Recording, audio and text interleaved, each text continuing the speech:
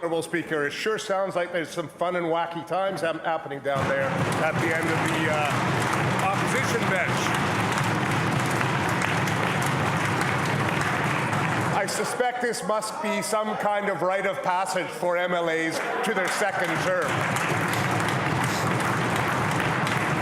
You know, Honourable Speaker, WorkBC awards contracts for a number of services across BC and has a long relationship with non-profit organizations that help British Columbians find work. However, WorkBC's procurement process lacks rigor and transparency.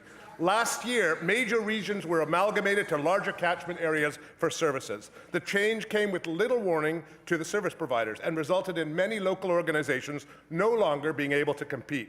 The RFPs that went out were heavily biased towards bigger organizations, often for-profit companies based outside of BC, with no connection to the local community, and no points were awarded for community connection or knowledge. Consolidating major services like this means, Honourable Speaker, that local nonprofits cannot compete and more multinational companies are hired to do the same work. And so public dollars don't stay in BC. My question through you, Honourable Speaker, is to the Minister of Social Services and Poverty Reduction. Why was such a substantial change sprung on BC non-profit service providers with no public consultation when nothing in previous evaluations indicated that the change was necessary?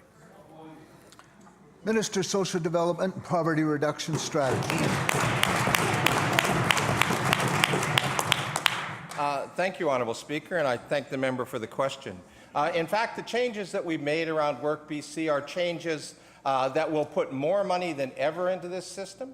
We've had over the last number of years about $230 million annually has been invested in WorkBC. Under this model, $249 million will go into WorkBC centres. We will increase the number of centres from 84 to 103 across the province. In addition to that, there are 2 new provincial programs around assistive technology and apprenticeship services that are now supporting initiatives across the province. In terms of how those contracts were let, you'll know the procurement process is one that, as a minister, I don't get involved directly in. I would say to the member, though, that in terms of how the resources got allocated, under the previous program, the one we're under now, 49% of the money went to the profits-making companies, 49% went to nonprofits. Under the new system, 57% of the dollars will go to nonprofits, 39% go to the profit sector, 4% go to a public institution. We'll be watching this moving forward, but we think we found the balance. Thank you.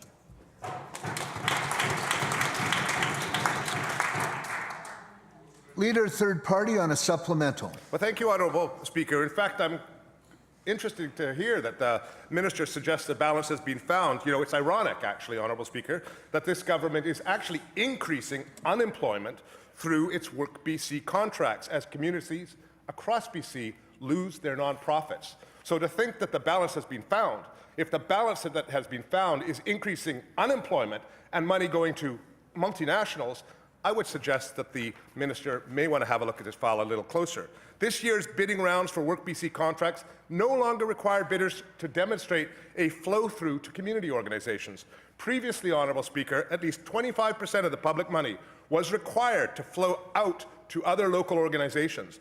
The removal of that requirement has shattered the collaborative networks that provided multiple social care services, some of which have been in place for 30 years or more. So the statistics we heard from the minister are simply not accurate because they do not reflect the 25% of money that is no longer required to flow through. Local nonprofits have community connections and must reinvest and any profit they achieve.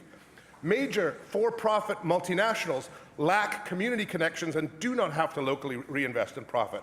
And government is now, Honourable Speaker, using public dollars to connect international companies that have no on-the-ground service to the local communities in our province to provide those services. My question again, through you, Honourable Speaker, is to the Minister of Social Services and Poverty Reduction. What was the justification for a process that has no requirement anymore for bidders to demonstrate any flow-through to local community organizations? Minister, Social Development and Poverty Reduction. Thank you, Honourable Speaker. And Honourable Speaker, I thank the member again for the question. In fact, this was a two-step process.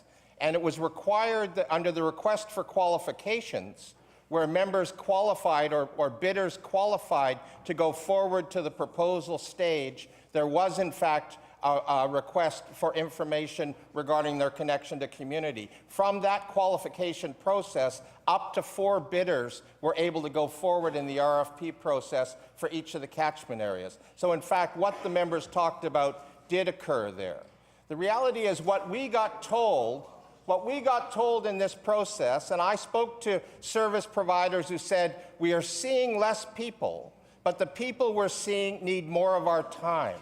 So we've structured a program here that very much allows those service providers now to deliver extended services so that the people who really need the support, the people who aren't seeing employment now, have a greater opportunity for that. It fits in as a critical piece of the poverty reduction strategy that will be moving forward. We're looking for the opportunity to give persons with disabilities, to support women escaping violence, to support recent immigrants so that they get opportunities at employment they're not seeing today. I'm confident this program will give us those opportunities. I'm looking forward to its success.